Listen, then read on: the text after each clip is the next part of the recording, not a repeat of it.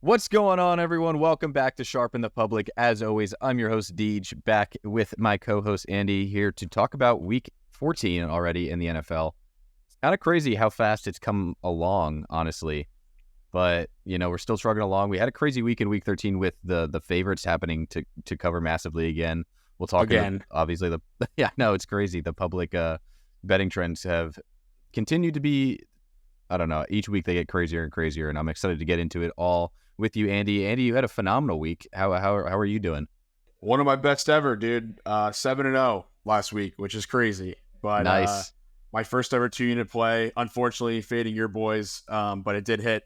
And Packers money line too, my first plus 200 hit. So there was a lot of stuff going on. I didn't know if me tweeting while tailgating for the Packers and Chiefs game, which Rick and I got to see in person live, was the smartest idea, but it ended up being a great idea because I went undefeated. So yeah, I really trusted the Niners in that spot, and the Packers too. It was crazy, like one of the coolest sports environments I got to be in. And I've been to a Final Four before. I've been to a couple different really cool basketball venues, but as far as like football goes, that was probably the coolest football experience I've ever had.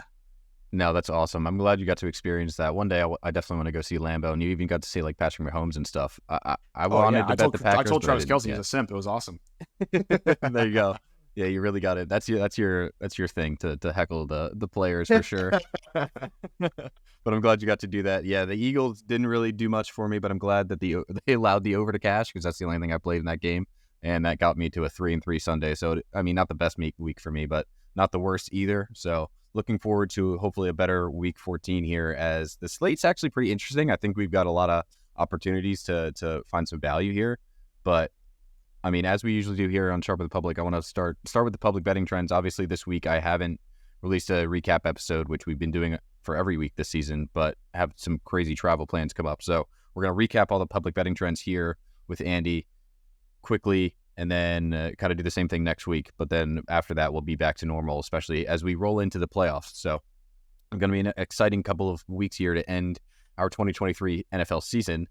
But the story this year, Andy, is the public continues to cash. Like, so this week they went 8-5 ATS, and, it's part of our discussion every week, and we try to like figure out what's going to happen with it. And they hit another peak last week with 10 wins, and, they're coming a little bit back down to earth. But at what point do you think we need to say that there is no regression from the public? This is just how they are. This is their year. I just feel stupid that it's like every time I'm like, yeah, it's about to go. I feel like a stock guy or something giving out advice. And then it not happening. I still feel that way though. I genuinely do feel like it's going to regress. Maybe not in the sense of like a huge like flip flop of what has happened the last 2 weeks, but maybe we'll see some like there's 15 games this week, so like I don't know, like a 7-8 week, or like a 6-9 or something like that for the public, where it's like, okay, like they had a bad week, but not as bad as how good they were previously. So I do still sincerely feel like that's going to happen. It's just I'd be lying to you all if I tried to predict when it's going to happen, because I keep saying it's going to be soon and it's not. So I think it is still coming though. How do you feel about it? I'm kind of in the same boat. Like, I really do think they go through these like waves of like peaking and then coming back down, kind of like a stock in a way. And I've said it over the course of the year, but I'm definitely gonna, over the off season or maybe in a few weeks before the Super Bowl, gonna compile like a line graph and kind of show how the public did as the year went on, like percentage wise, so we can kind of see like how the peaks and valleys really corresponded to certain weeks and stuff. So I think they hit a peak last week and they're now coming back down. So maybe, like you said, they're going to go maybe even 7 and what did you say, 15 games, so 7-8 or something like that. Yeah, I think that's very doable. But at this point, it's like, yeah, we can say it's going to regress, but we've said that for the last several weeks, and they continue to surprise people. And I don't know if it's the state of the NFL. Clearly, there's the way the NFL is structured right now is there's so many backup quarterbacks. There's lack of scoring. That's why you see such low totals, and it's maybe the reasons that all of the favorites are just there's just such a gap in the levels of the success rates of the team, like the actual how good these teams are, right? So like you have the top 4, top 8 that are really good, a bunch of mediocre, and a bunch of really bad. So all those favorites are just continuing to cover, and then the public continues to back them because it's like that simple. So maybe we're trying to get too fancy when we say, oh, this is the sharp side or whatever, but very interesting year, and it's fun to talk about, and it's fun to definitely be the guys that talk about it every week. So we'll definitely continue to look at it as we go through, but we can chat a little bit more as we get into the general trends. Let's run through all the Week 13 trends still. Public went 5-2 on the over, 2-4 on the under. A bit of a weird week there for the totals as overs continue to bring themselves back to relatively even over the course of the year, which is what we saw happen last year. But still, it's crazy to see a week where the public went 5-2 on the over. They even went 3-1, 4-1. Wow, 4-1 betting 60% or more on the over, Andy. Been beating that drum, man. You got to fade when the public's taking the over, and you got to tail when they are not. But that's kind of my method to the madness with totals. And it's, you know what that means though, overall, is all you do is take unders if you're going to go that methodology. And that's what I do. So I don't have a ton of feedback besides that. Yeah, I mean, unders this week went 2-4, like I said, but 2-0 over 75%, and then actually 0-4 under 70%. So weird week again for totals. Money percentage 8-5, sharp differential 8-5. So that's good. Geico trend went 2-1. We've kind of been saying that will stay consistent, and I think throughout the rest of the year that's going to stay consistent. 8-5, good from money percentage and sharp differential. As we've talked about, they've had a bad start to the season. They definitely have to have a good back end of the season, and we saw that last year, and I think it's going to continue, and we see that in Week 13. Money percentage on the over 5-2, sharp differential on the under, sharp differential on the over 5-1, crazy. Money percentage on the unders 2-4, sharp differential on the under 3-4. So again, bit of an interesting week, but that doesn't mean anything until you talk about all the general trends. So let's get into the totals to date. Public through Week 13, 104-83, now at 56% win percentage. Holy shit! Absolutely incredible. It's just I mean, this is something we harped on last week too, but the fact that there are 16 games above 500 when they bet above 60% of the tickets, like on a side, is even more crazy when you look at it. Like, yes, the public, because when you get into that like 50 to 59%, it's like, it's kind of could go back and forth, but 60 plus are true public sides, and to see them significantly do well, it's crazy. And, we talked about it, but can we say that it's going to turn around? I don't know. Yeah, that's a tall hill to climb. I mean, they have to lose 21 games to get to 500. Or for us rather, to get to 500. At some point, we're just going to have to say, when we go through these games, be like, okay, the public's on it. Let's just back it. Time to tail it. I can't do that. I can't. It's something you will not be doing that with is public on totals on the over specifically. 47-58. Which is a 45% win percentage, which is better, I mean, than they've done, because better they than had historical for sure. Yeah, they've had a good week. Last year they went a 42% win percentage on the over, so a little bit more towards that, and I think that's probably because totals are getting so low. So you're seeing, even when you get lower than 42, which is consistently going to be an under game, that's not so much the case here, but there's a lot of factors. And then public on the under 48-33, which is a 59% win percentage. So that's a crazy. Dub is what that is. That's a dub. Absolute dub.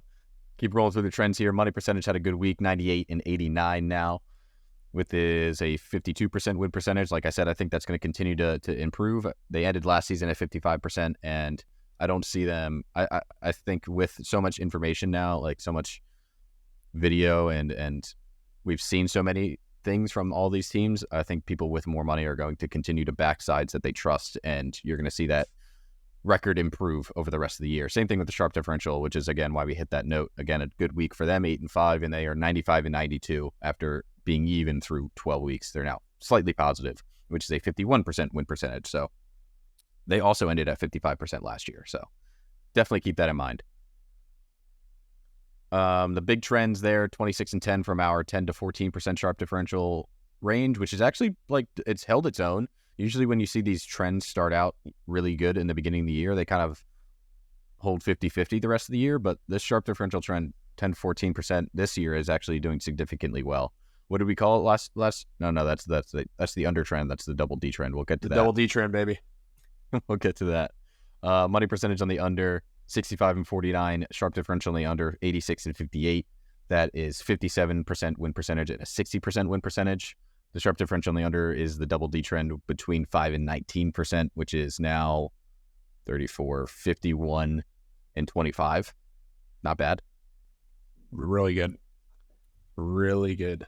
Yeah, it's a 67% win percentage by itself. Money percentage on the over and sharp differential on the over. That's an insane trend. That's an insane trend. 51 and 25, amazing. We shouldn't even go on. Yeah, that's an amazing trend. It's amazing. Money percentage on the over, 33 and 41, which is a 45% win percentage, and the sharp differential on the over, 23 and 20. Finally positive for something on the over, 53% win percentage. So obviously a lot of numbers there. We kind of talk about these all very often, and I want to start getting into the games here, especially with it being a Friday already. But anything that you think of note, Andy, that we haven't really talked about yet, or that you want to bring to light when we talk my biggest about beef this trends? week is that the Colts have moved from from favorites to underdogs. But I mean, besides that, regarding trends, no, I don't have a ton to add. Okay, no problem. Again, a lot of these I don't tend to speak of too much when we're going through our analysis because it's too early. We are recording this Friday morning, so there is a chance that some of these we can take advantage of where this stuff's starting to take shape, and there's a lot more bets that have been placed typically from when we usually record. So there might be some actionable items, but typically, like when we record, there's not enough information to take advantage of these trends. This is stuff that you want to use if you're on the East Coast around 12:30 before like the 1 o'clock games kick off, or if you're on the West Coast, like 8:30 before, or 9:30. Right? Yeah, you're right. Yeah, my time's all fucked up, but you guys know what I mean. Like it's like right, you want to do it right before kickoff. Essentially, it's like looking at these. Yeah. So, and that's why my article is structured the way it is. So like we can talk about it here, talk about the overarching stuff, and then kind of hit the nail on the head for specific games. But as we go through the games here, Andy, I'm going to ask you to remind me to talk about how the public does on specific teams, because I forget to talk about that every time we go through games, and it's definitely something I want to harp on. But that, yeah. Awesome. Perfect. With that, let's start with the first game I have on the slate. Texans -3.5 in New York. Well, New Jersey, whatever we say. When we talk about the Jets, this is an interesting one because the lines moved a lot and, in the Jets' favor. And immediately I want to lean the Jets because if you look at the Texans, not saying I like them, this is a long-winded point, but if you look at like the Texans' record, they are significantly worse when they play on the road. 3 of their 5 losses have come on the road, and one of those was actually to the Panthers, and they just cannot score as many points. And that leads me to look at the Jets' defense, which is just significantly better than a lot of the things that they've played, especially as of recently. I mean, they beat the Broncos, but then the Cardinals, the Bengals, the Bucs, the Panthers. This Jets defense is going to be one of the toughest ones that Stroud has faced all year. Now we look at the Texans offense, and it's kind of like, is CJ Stroud just that much better than a lot of these teams that he's playing? Like, he's leading the league in passing yards, which would be the first time anyone's ever done that since 1939. As a rookie. Yes. So that's incredible. And then you can even look at like the strength of the schedule played. Like the Jets have played the number one, like that hardest schedule as of through whatever week we're in, 13, and the Texans have played the 28th. So I think this is going to be a bit of a surprise for CJ Stroud, although my harp is how can we back Tim Boyle against what can they do on offense? What can they do on offense? So right now it's like a pass for me, but I would only bet the Jets in this game. I don't like laying 3.5 for CJ Stroud on the road, but it's like I don't know if I can get behind anything the Jets do on offense. I'm actually the other way, where when this was one that I almost took in my early best bets. So my article came out a day late. It went out Monday night before the Monday Night Football game, and those typically come out Sunday evening. And when I was doing my research, it was -6.5, and now it's -3.5. And when I looked at that yesterday, I was like, "Is Stroud out? Like, what happened? Like, how did it move 3 whole points?" And I mean, Action Network showing that it opened at 8.5. That's probably plus 8.5. That's probably from the summer. It's just crazy to me that at one point this was -8.5 in favor of the Jets over the summer, and then they were +6.5 when I looked at it a few days ago. Now they're at plus 3.5. I think a big thing is the moving win backwards, too. Even though everyone's taking the Texans. The bets are 70% Texans, 86% money on the Texans, and the spread is moving in favor of the Jets. So I think a lot of it is weather. I don't know if you know much about. There's a lot of weather implications this week with a lot of high strong winds in the Northeast, and there's projected to be 16 plus mile-an-hour winds in this game as of right now. So, big weather guy here. Just I don't look at it enough before NFL games, truthfully. So I guess I'm really not a big weather guy. But I'm with you. I'm going to stay away. That total is freakishly low. It went from 38.5 to 33.5, and everyone's slamming the under, which is a good sign for the under. But I'm with you, bro. I'm going to stay away. This is one I'm glad that I did not end up taking Texans or teasing it, because would have been a lot of lost value there. Yeah, it's gonna be a weird one. Like I just don't know what I can expect from Tim Boyle. It's not like the Texans defense is much, but I think the Jets will be able to put out the Stroud fire for a little bit, but they might score 6 points, and then the Texans only have to move the ball a few times, right? The Jets offense just worries me a lot. But moving to a slightly better teams, let's talk about the Bucs plus 2.5 in Atlanta.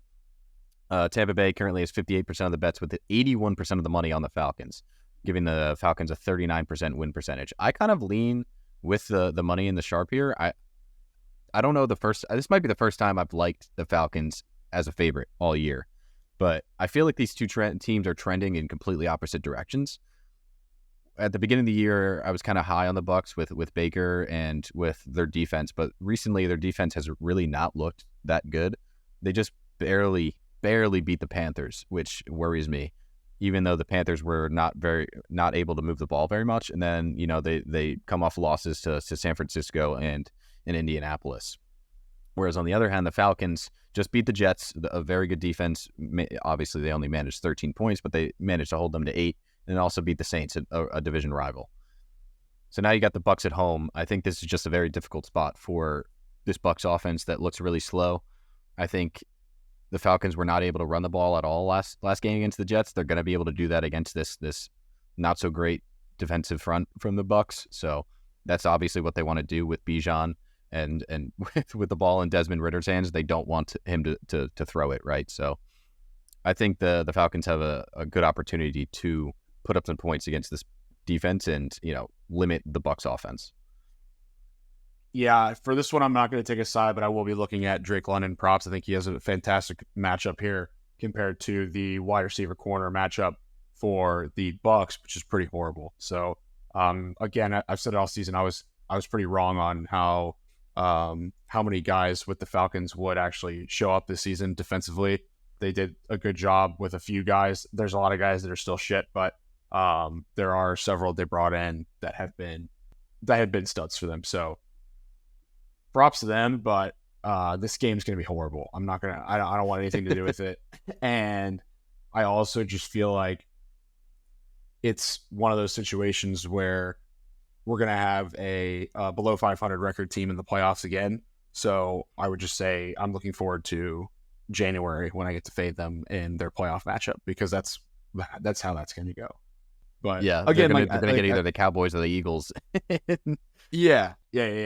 I just think it's going to be a tough one. Like, Chris Godwin might have a nice matchup against Okudah, but Evans on his side going up against Terrell and Bates, like, it's going to be really a tough one for Evans, who a lot of people have finally been giving props to. The Evans is looking good, which is hilarious because he was good with Jameis, he was great with Brady, and then now Baker's his quarterback, and people are finally giving Evans his props. So if it was you, I know you'd be giving Baker his props. Well, no, we've all known that Mike Evans is why this offense runs. Like, Rachaad White's had a fairly decent latter half to the season, but Mike Evans is the reason that they can put up points. Like, he makes some great plays. The good thing on the other converse side is I think the Falcons defense has really improved over the last couple of games. Like, you look at Jesse Bates, and he's making such an amazing impact on their secondary and creating havoc and creating turnovers to why they are able to stay in games and cover and win, especially when their offense is so lacking. And that's exactly what we talked about over the offseason, right? With the Bengals losing Jesse Bates and the Falcons gaining him. So good to see that kind of come to fruition. But yeah, for this one, I'm leaning Falcons -2, whatever, 2.5. So we'll see what this looks like on Sunday, but money right now loves it. Sharp loves it, and that's exactly what we talked about at the beginning of the podcast. Is I still think that it's going to do well over the rest of the season. So definitely will be seeing me on those sides. Okay, moving to another divisional matchup: Lions -3 in Chicago. Chicago as underdogs, 73% of the bets and 75% of the money. Andy, how do you feel about this one? So I went over in my article. I took over 41.5, knowing that total is probably going to go up. It's up to 43.5 now in some spots. So I feel really good about that I got a better number than where it's at now. And I do feel like it's going to keep pushing up. The weather's been a bit freaky on this one. Like, it was originally supposed to be like 20-mile-an-hour winds, then it dropped to 10. So I'm glad you got it at the best number. So like it's been kind of crazy. Yeah, and like I think too, with how the totals have been trending this season was my biggest thing, where I feel like the totals have been trending extremely low. It's been a historical low total year, and we thought it was historical last year, but this year compared to last year is kind of slapping last year in the face. Everyone's on the under from a money standpoint, where 89% is on that number. But to your point, that is because of what the forecast used to look like. I think with these offenses, the Lions match up really well against the Bears from a pass perspective. The one thing I would say that I'm worried about with my over is that the rushing for both these teams is going to match up a little poorly with both defenses, because both defenses are great against the run. And that's what worries me a bit. But Fields has been looking really solid his last 2 weeks back. And the Lions have also been firing on all cylinders, where Jahmyr Gibbs has more in his bag than just running the ball. Like, he's great for those little dump passes or screens too. And I think that's where they're going to absolutely abuse that Bears defense, where I think the Lions will definitely carry their end of the deal. We'll see if the Bears can sling the rock a little bit more than they are used to get there on the total. But that total is so low, especially when you put it in perspective against the season-long totals we've seen. And this is a matchup, you and I talk about divisional unders, how these teams know each other so well. You typically see a lot of these games go under. This is one, I believe it's 6 out of the last 8. I've got my article pulled up here. Make sure I'm giving you all the right number. 6 of the last 8 meetings have gone over 41.5.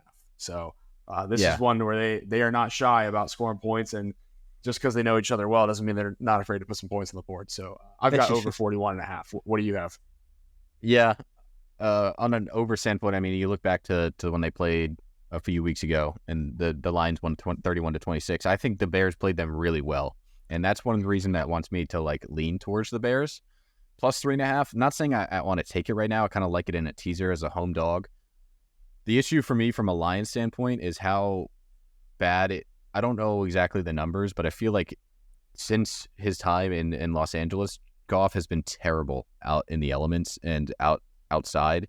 And obviously the weather is a bit like up and down for this game, but it doesn't look like it's going to be great. So that gives me a lot of weary feelings towards backing the Lions, especially on the road on the division. So I love that you're getting the hook with Chicago here.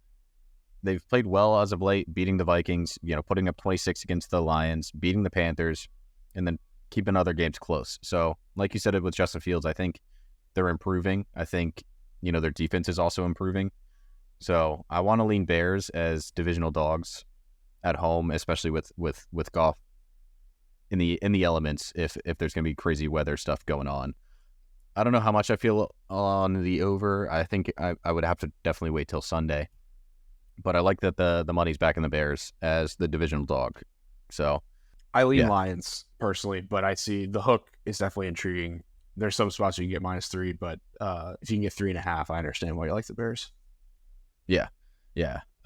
They just like, it's kind of like a trending thing. I think the Lions are the better team, but Bears played them well last time. It's tough to beat your division twice, especially if they play well.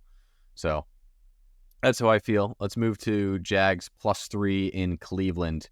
Obviously, the story here is what's going on with Trevor Lawrence, but right now the public is on the Jags, the public's on the Browns 59%, with the money significantly on the Browns 88%. So giving them a large sharp differential.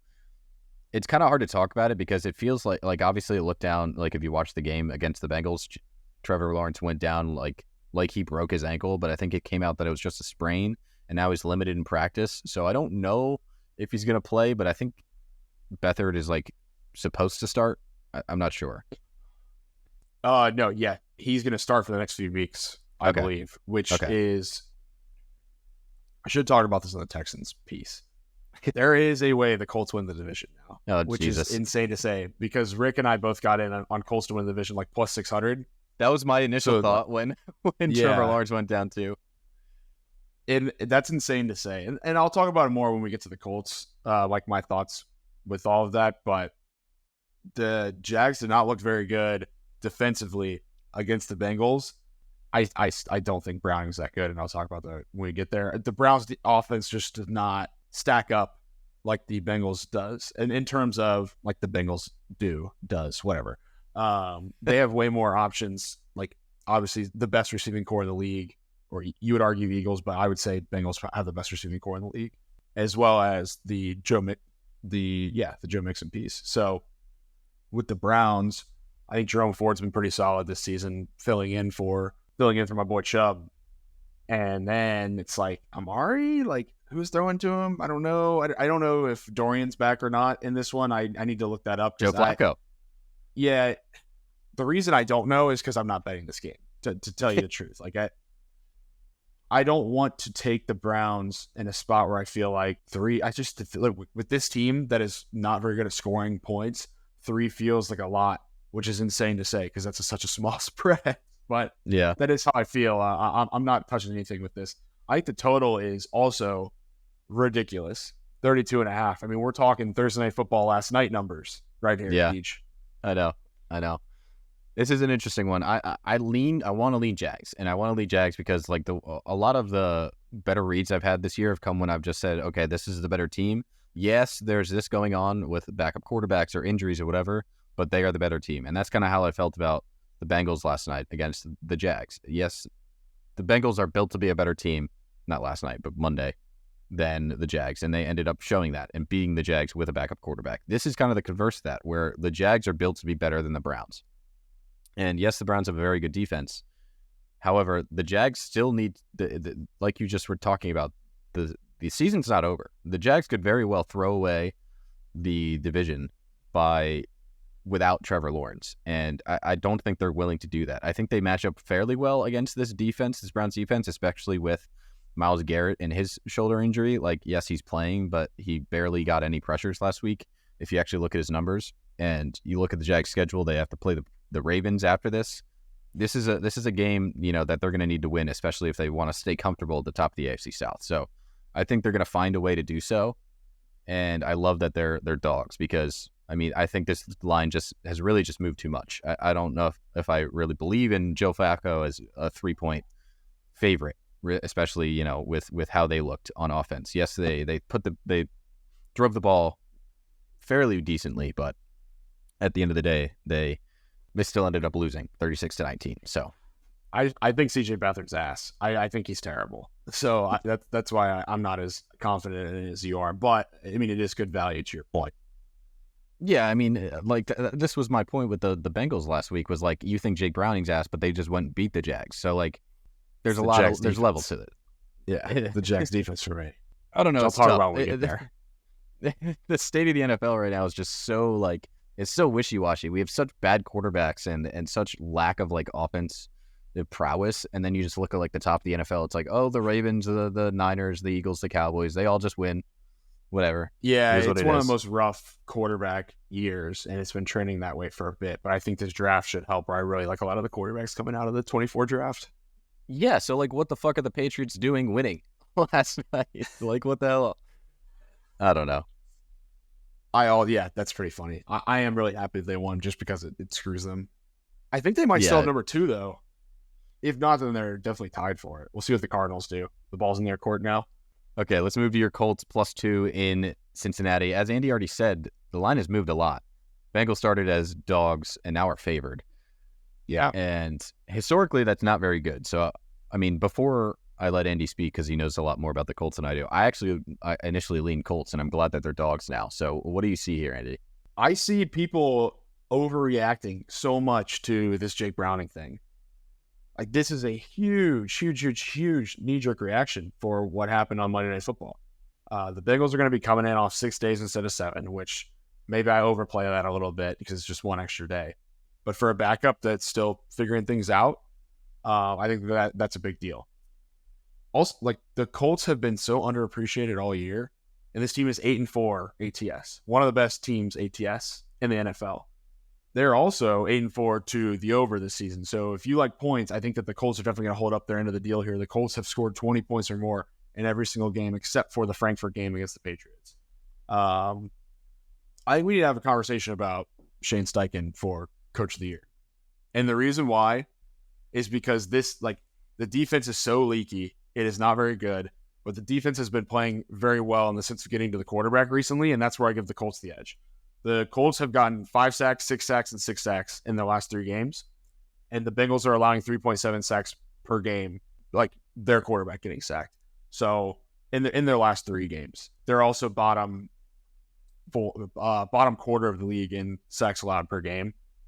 And I do think that because our defensive front is cooking, because Jake Browning has a lot of inexperience, those guys are still figuring him out. When you have Joe Burrow, you're so used to him being your quarterback. You have a really solid relationship with your quarterback. But I think that there's going to be a lot of mismatch in that regard, that our defensive line matches up very nicely against a pretty poor offensive line, and has been a poor offensive line for a while. That's why Joe Burrow's hurt. But with the Shane Steichen piece, like our number 1 receiver is Michael Pittman, and who should probably be a wide receiver 2 on most teams. Our running back, Jonathan Taylor, has been out for over half the season. And Gardner Minshew cannot throw the ball farther than 10 yards unless it's like 3 or 4 passes a game. Like, and we are 7-5.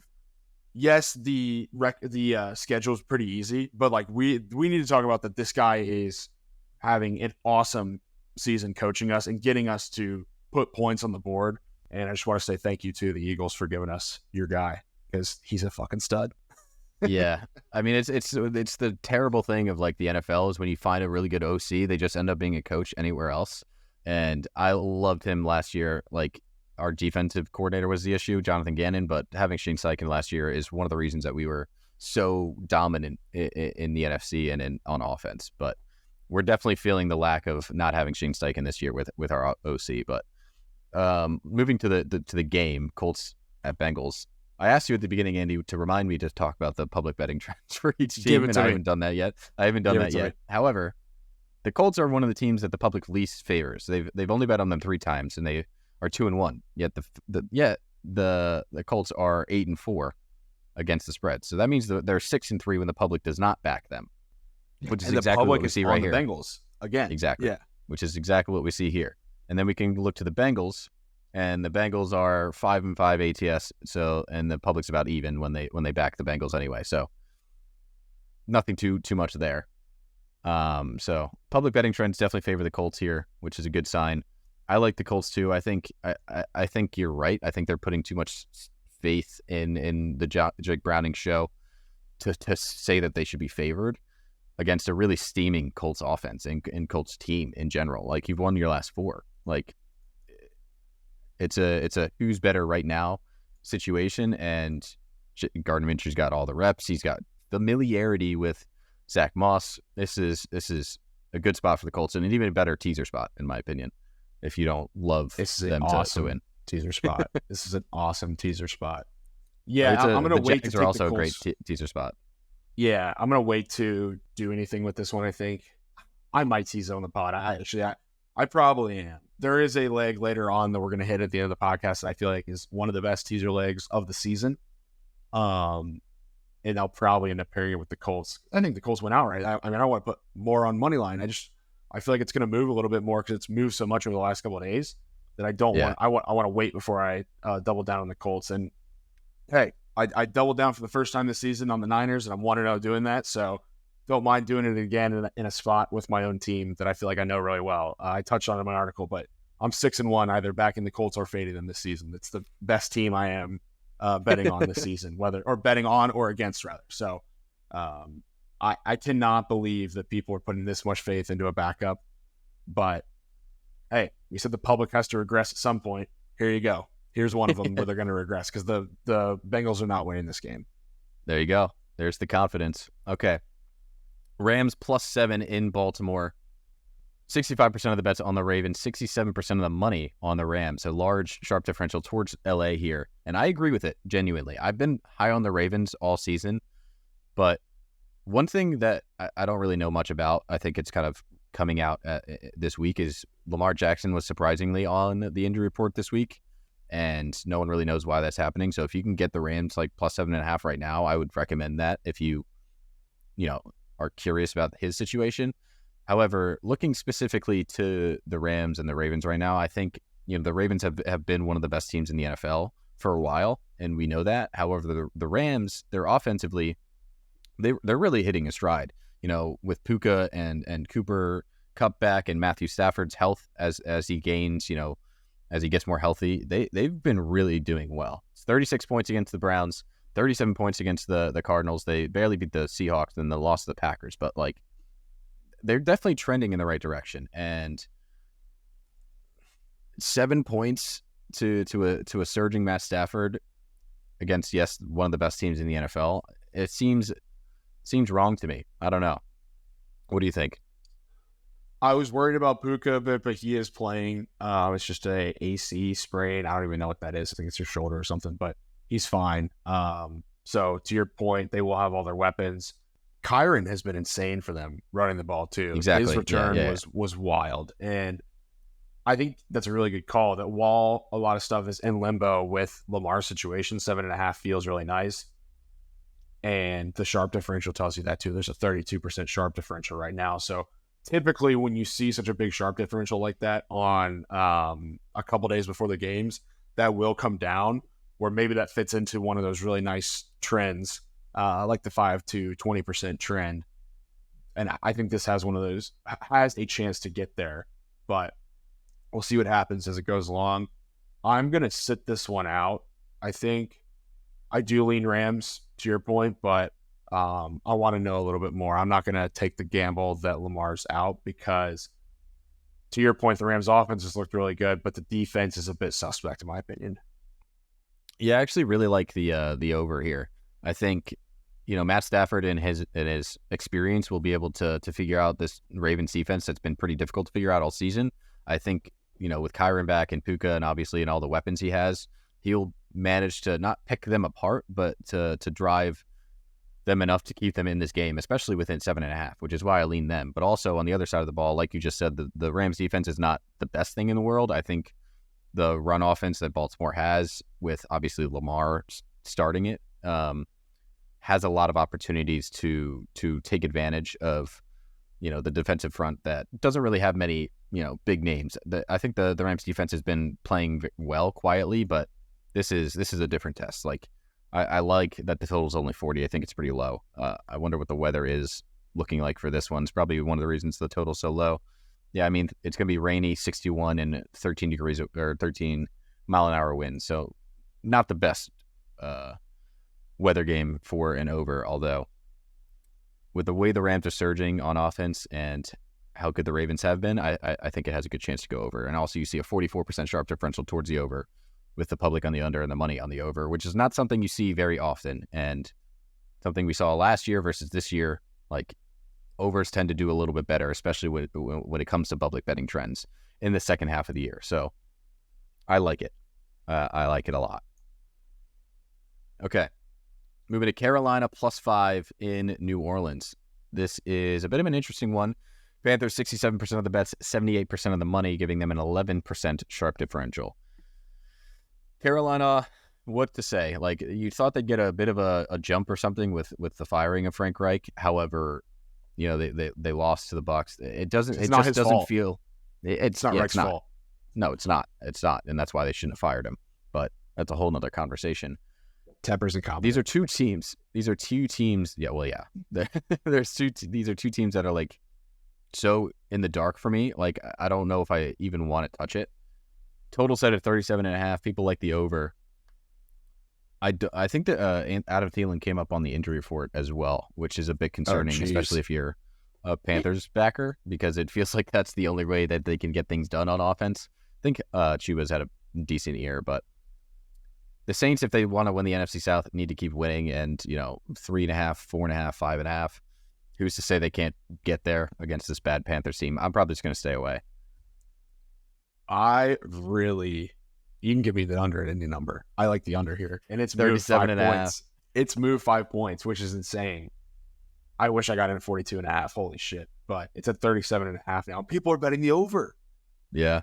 These are two of the worst offenses in the NFL. and the Panthers, like, Thielen's on the injury report, so Bryce might not even have his favorite weapon. We're talking, I mean, like, I think I believe Jameis is playing. If not Jameis, like, Carr is still having a horrible season. So it doesn't matter who the quarterback is for the Saints. They're not going to be able to get the receivers the ball. So I really like actually, I'm going to lock that in. I'm going under 37.5. Both these offenses cannot score points. The Panthers defense is actually surprisingly all right in a couple of different positions. And I mean, the Panthers defense has a few like big names that are stars on that side of the ball, where whenever you hear them heading up to the trade deadline, I feel like there's always 2 or 3 guys that are rumored to go somewhere, but end up staying, which is great for my hometown team. But the Saints defense too is going to be very easily going to be able to contain these guys. I touched on it last week when I faded the Saints. That defense has not been up to par this second half of the season compared to the first 5 weeks. The first 5 weeks, they were really good. I think they're only averaging a few points allowed per game, and now they've been really leaky. But the Panthers' offense is so bad that it makes me really like the under here. So I'll be locking that in for 1 unit.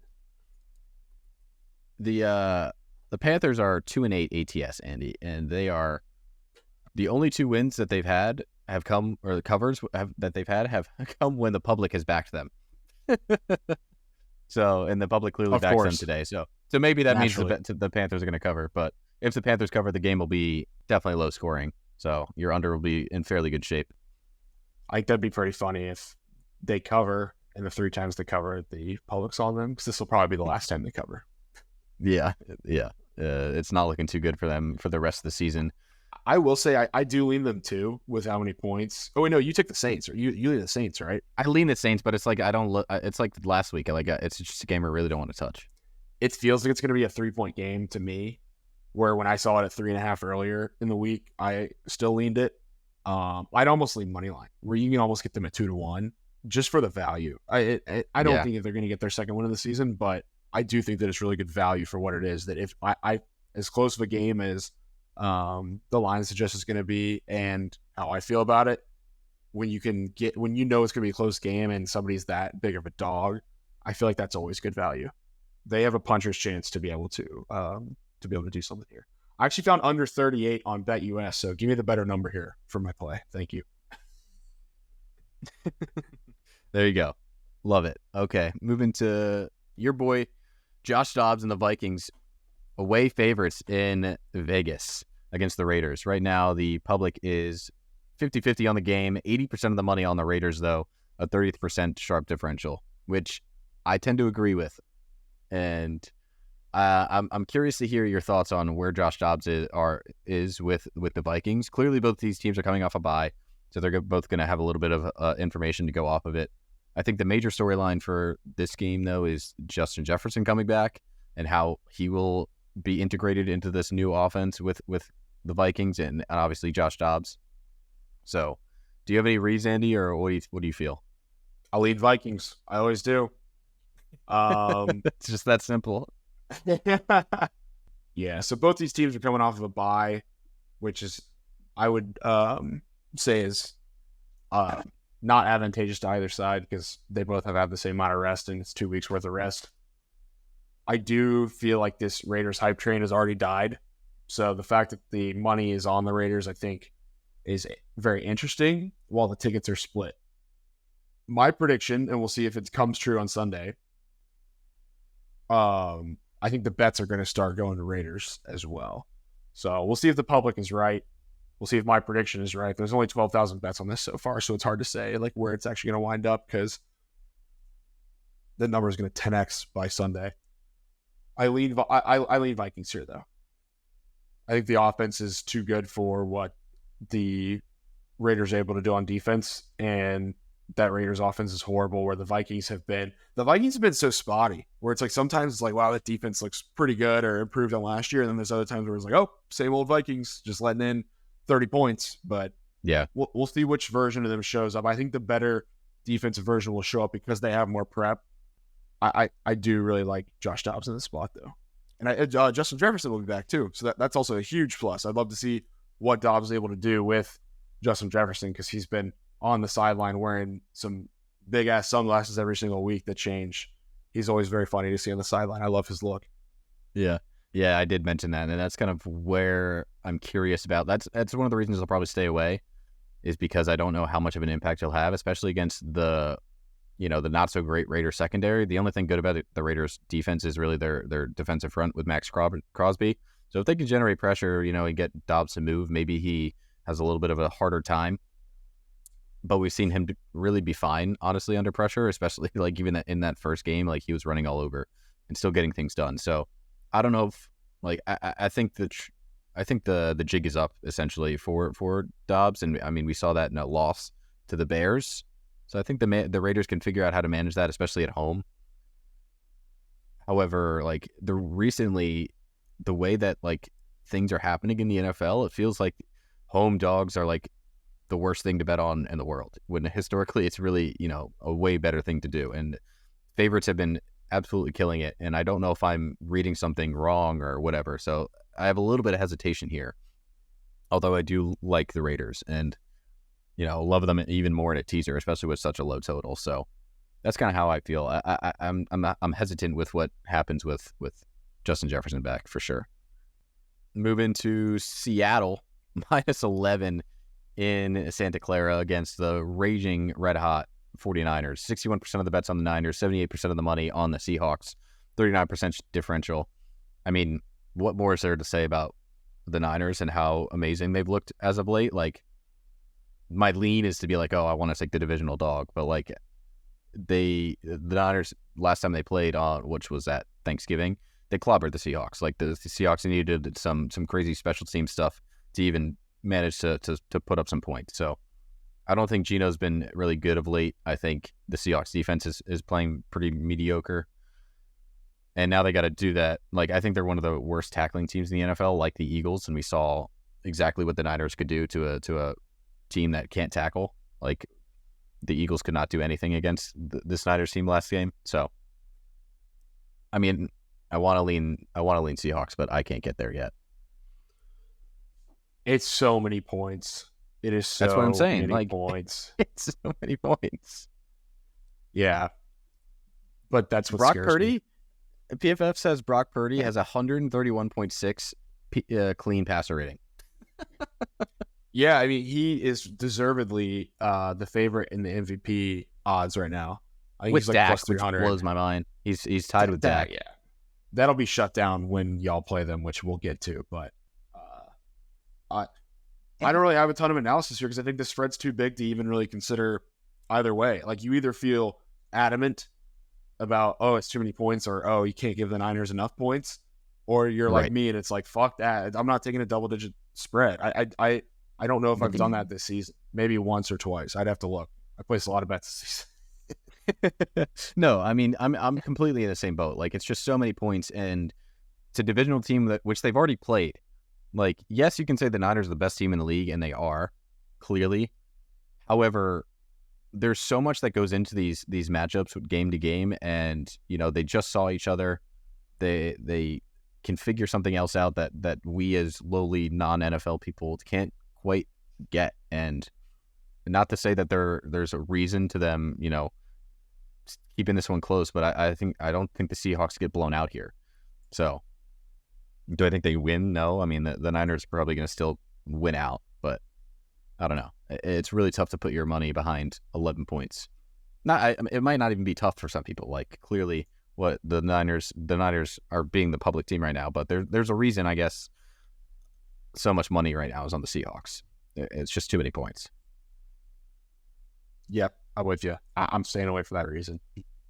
What great analysis by us. Let's move to Broncos plus 2.5. Minimal. In Los Angeles to play the Chargers. What is there to say about the Chargers too, Andy? It's like, even with good quarterbacks in the NFL right now, like, not great things are happening. The Chargers offense cannot run the ball at all, and it's depleting anything that they can do passing the ball. And then secondly, like, all of Justin Herbert's passes are getting dropped by these terrible wide receivers that are replacing Mike Williams and, Keenan Allen. they have to like the Bucs do with Mike Evans. They have to rely on Keenan Allen, and when you're so one-dimensional, it becomes easy to play, and that's why they could only score 6 points against Bill Belichick and the Patriots and win 6-0. So I can't back any. I don't like the Chargers. I like the Broncos +3. I think they have been playing well as of late. I'm going back to their recent schedule. Yes, they just lost to the Texans, but before that, they beat the Browns, they beat the Vikings, they beat the Bills, they beat the Chiefs, and they beat the Packers. They went 5-1 in their last 6. Now they have to play a not-so-great Chargers defense or Chargers team that is, like I just said, so one-dimensional. I think Sean Payton and this Broncos defense that has been surging as of late is now they were at one point the 32nd ranked defense, now are 25th ranked defense. I think, like I said a couple weeks ago, that like they were averaging the 10th EPA per play on defense now. So I like them in the spot as road dogs.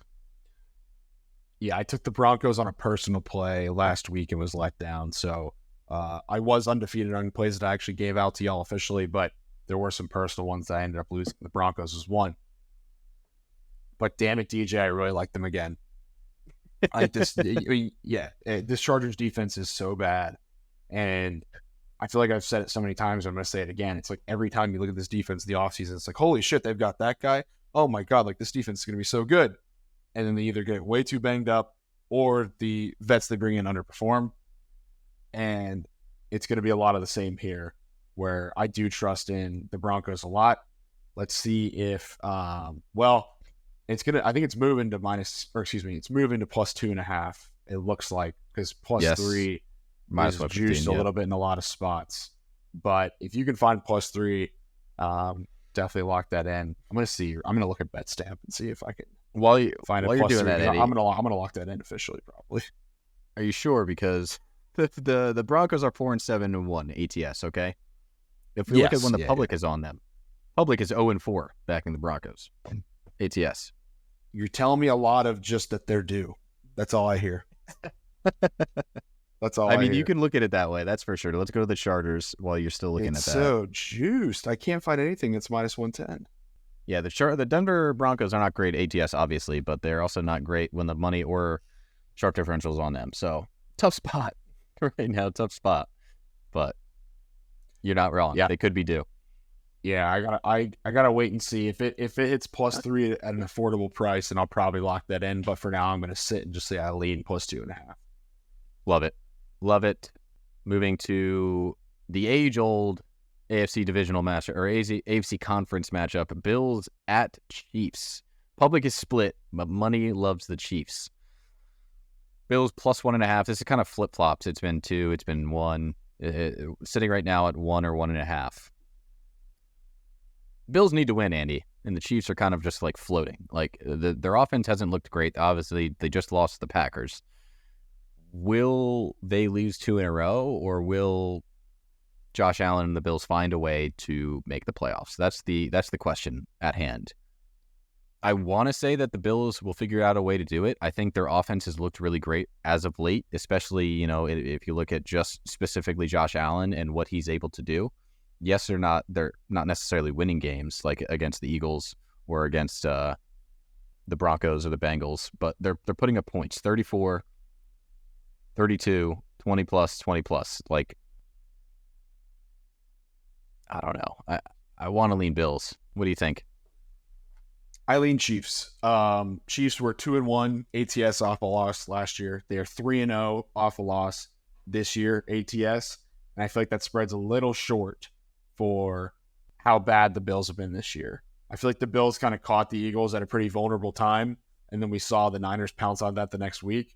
I think the Eagles needed that, and I think it's going to help y'all to look a little bit better down the stretch here now that you got smacked in the mouth. Yeah, and I think the Bills caught y'all at the right time where we have to remember what we've seen this team look like in weeks prior and not keep that image of how they looked against the Eagles in our heads. The one thing I will say, and why I'm not going to bet on this game, is that the Bills were off last week.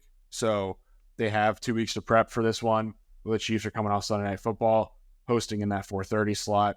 And I don't know if I really like either side. I feel like I may have a stronger feeling about this when I see where some of these trends end up for this game. Some of these high-profile games like this, I tend to rely on the trends a bit heavier than just where my gut is, because a lot of the times there's not as much edge that you're getting in a game like this where it is two high-profile teams. And that's why the betting on the playoffs is so hard, because Vegas has it down to a science compared to, like, if you go to the Jaguars and Browns game. Like, that's a game where there's probably a lot of value because it's hard to handicap a game like that. But this one, there's so much that is known about both teams, especially to Vegas, that we can't even imagine, where it's a bit harder for us to find an edge. So typically in these high-profile ones, I tend to stay away, and that's what I'm going to do here too.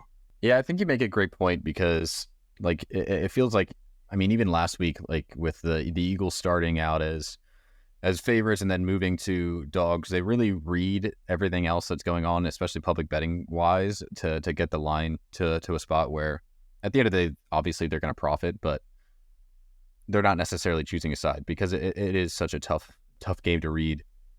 Again, I want to lean Bills, but I'm not sure if I can get there. I'll see if any money comes in on the Chiefs or off of the Chiefs by the time Sunday comes around, but it's going to be tough, especially with off a loss. I'm not sure. I could back, like what you said, I think what they're 3-0 ATS, the Chiefs are against or off a loss this season, so it's just tough to back the Bills in this spot with how they've looked, although I want to be there, but not there yet. Okay, moving to my boys, Eagles plus 3.5, again as underdogs in Dallas. This is an exciting one, Andy, because Eagles obviously coming off a big loss to the Niners, need to kind of show the world that they are not a fraudulent 2-loss team. 3.5-point dogs. This is the second time they've been dogs all year. 61% of the bets on the Cowboys, 64% of the money on the Eagles. I think we line up well against the Cowboys. I also like the over here, especially given like the differences between the first game and this game. The total, I think last game in this matchup was like 46.5. Now it's 53.5. Obviously, you're going to Dallas, you're in a dome. I think this game warrants like just kind of high power. This is going to be one of the best Sunday Night Football games we get all season. What do you see before I probably end up going on a tangent? What do you see here? I think CeeDee Lamb matches up really well against your corners on the left-hand side, so the Eagles' right-hand side. But besides that, the y'all's defense should match up fairly well besides that matchup there. On the other side of the ball, I think that it's going to be which version of the Cowboys defense are we going to see? Because there's been times where they look spectacular, but I feel like they are prone to taking gambles, and that's where they get bit in the ass sometimes and fall on their face. The stats, like, so a lot of times what I'll do is I go to teamrankings.com for a lot of my data I use for when I'm writing and stuff. And if you go to matchup stats, it has a lot of the stuff next to each other. So when you see me say this team is X rank or whatever, that's where I get it from. And everything says that both of y'all's offenses are going to have a fun time throwing the ball. And that's what scares me on betting on this game. I will give out my lean though. It literally just is deep down in my gut. Giving the Eagles a field goal and a hook feels like too much. Yeah. And we've seen the Cowboys time and time again this season not do well in the higher profile games when they've had to play better opponents. They have fallen short. And I feel like this is going to be no different, even though it's in Dallas. I don't really care if it's in Dallas, to be honest. Like, I feel like it's especially when Jerry World first opened up a long time ago, they were horrible at home. That's since gone away, but there's still going to be a lot of Eagles fans there. It's a massive stadium. So give me the Eagles in a lean, but I'm not going to take anything. It's the same type of situation that I talked about with the Chiefs and Bills, where just feel like Vegas is really good at handicapping some of these games. But I mean, it's Sunday Night Football. Whether I'm taking it personally or giving an official play, I will have money on the game. No, it's going to be a great game. I think this is a must-win, honestly, just from a perspective of, like, not playoff perspective, but like from team people believing in the Eagles, they have to come out and win. I like the over because I think the middle of our defense, although we get Shaquille Leonard, I think our cornerbacks have been pretty subpar. Our secondary has been pretty subpar. It's been banged up. our defensive line has been banged up, and the Cowboys kind of showed that blueprint to beating the Eagles, kind of like how Nick Bosa said. Although I think our offense was a bit stagnant. I think the Niners defense is a different level than the Cowboys defense. I think Lane Johnson's going to be able to handle Micah Parsons as he usually does, as long as he stays healthy. Giving the Eagles, like you said, a 3 and a hook is just too much. Right now, I want to take the over, but I'm not going to do it. I'll wait until see what happens on Sunday, as we usually do. But it's going to be a really fun one. Going to be one of the best Sunday nights of the year, especially given the playoff scenarios. Hopefully, the Eagles don't come out short. Although, like we talked about in one of the earlier games, which was it?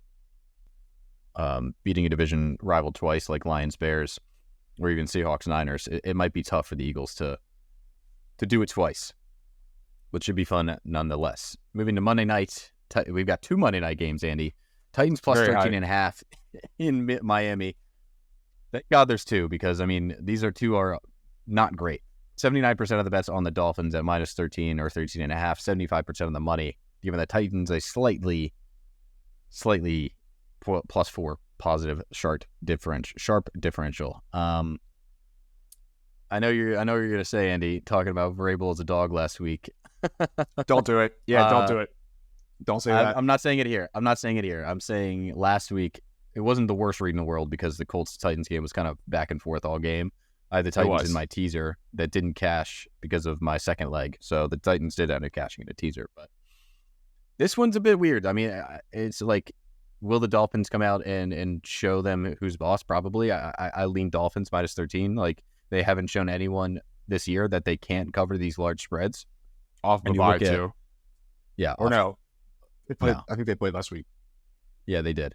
I was going to say they murdered the Commanders. Yeah, they demolished the Commanders last week. Yeah, that is right. I forgot about that. Yeah, they demolished the Commanders last week with several long plays, explosive plays to Tyreek Hill. And the Titans are one of the worst teams in allowing explosive plays. So now they have to go up against Jalen Waddle, Tyreek Hill, a more healthy Devon Achane, who scored 2 touchdowns last week. This is just a recipe for disaster for the Titans, and that's why the money in public is all over the Dolphins. I don't know if you could give me a line that's too big. Like 13.5 doesn't scare me. Will Levis and this Titans offense is not exciting. Not to say the Dolphins defense is the best thing in the world, but it's really just their offense. That's why, you see such a 46.5 total is relatively low, I guess. People are just not expecting the Titans to score. So people slamming the under 51% of the bets, 83% of the money. I like the under in the Dolphins. Andy, what do you see? I have no play for this. The spread's too large for me.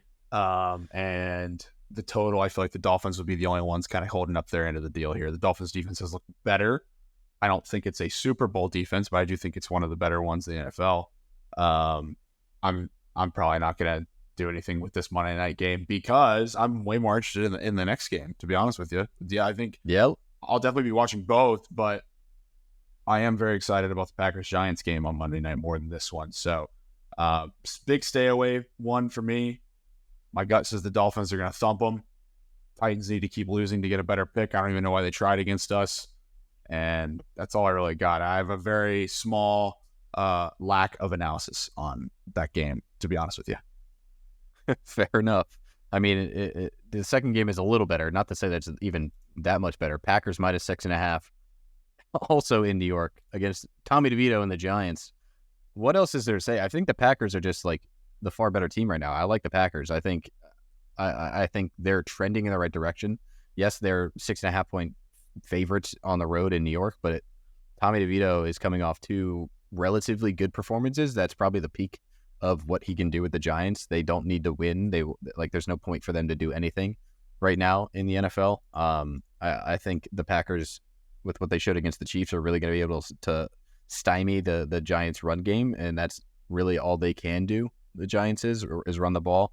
This is going to be one of the weather games, so that's one of the reasons I don't love the 6.5. Maybe throw the Packers in a teaser to just say, okay, they'll get the win on Monday night and move on. But yeah, I don't. Are there many reasons to back the Giants here right now? 67% of the bets on the Packers, only 58% of the money, giving the Giants a 9% sharp differential, with 97% of the money on the under 37, which is crazy. The wind is set to be 10 miles an hour right now. DJ, the Packers have done it again. They have drafted another quarterback. They have gotten a guy the last you're 3 times officially out there. to. I'm in. Yeah, I'm in on Jordan Love. Seen it live. He's fucking awesome. He's really good. The fan base has bought in on him too.